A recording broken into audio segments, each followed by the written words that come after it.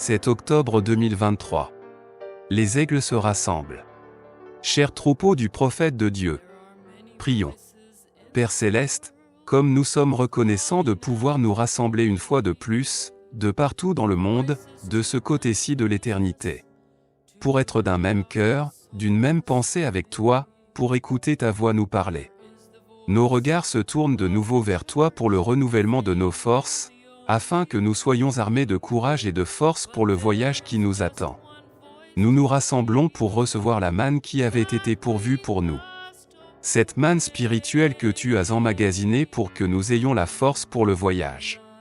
C'est la seule chose qui peut nous servir de nourriture pendant les jours à venir. Tu nous as dit qu'avant que tu puisses mettre ton Église en ordre, il faudrait que tu nous rassembles, dans le même lieu, d'un même accord.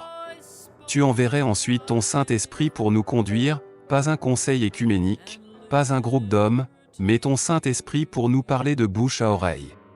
Tu as parlé par ton ange et tu nous as dit: je veux que vous restiez avec votre pasteur, et que vous vous en teniez à l'enseignement qui est enseigné ici. Tenez-vous à cette parole, ne l'abandonnez surtout pas.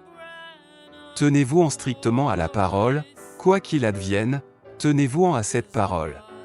Père, nous obéissons à ta parole et nous restons avec notre pasteur. C'est la voix de Dieu pour aujourd'hui, qui ne prononce que ta pure parole qui a été confirmée et manifestée pour notre jour. Tu nous as dit que ce qui arriva du temps de Sodome arrivera de même à la venue du Fils de l'homme, que nous aurions 2 choses pour nous conduire, et que le reste du monde aurait 2 choses. Leurs 2 choses, c'étaient 2 prédicateurs.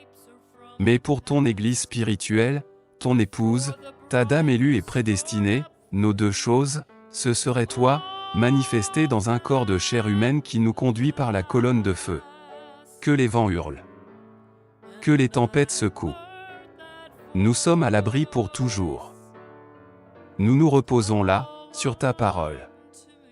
Le moment est venu. L'exode spirituel est arrivé.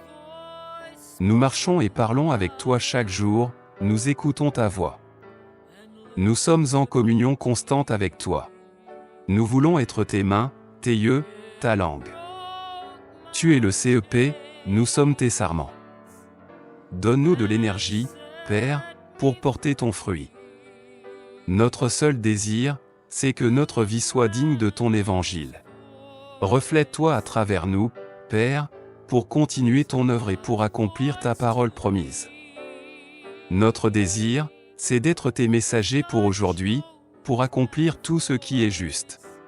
Nous voulons t'entendre nous dire. Ma prière est pour ceux qui sont à la radio ou, à l'endroit où on écoute la bande et pour ceux qui sont présents. Que le Dieu de toute grâce, du ciel, fasse briller son Saint-Esprit béni sur nous tous, de telle sorte qu'à partir de ce soir nous puissions vivre une vie au sujet de laquelle Dieu pourrait dire « J'y trouve tout mon plaisir ». Entre dans les joies éternelles qui ont été préparées pour toi depuis la fondation du monde.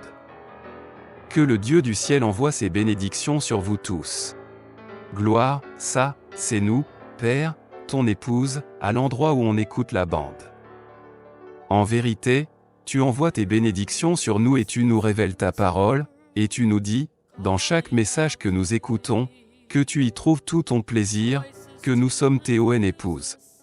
Si vous aimeriez écouter notre pasteur, le pasteur de Dieu pour le monde, qu'il a envoyé pour appeler son épouse à sortir et pour la conduire, venez vous joindre à nous dimanche, à midi, heure de Jeffersonville, pour l'écouter prononcer les paroles de la vie éternelle alors qu'il nous apporte un message de Dieu.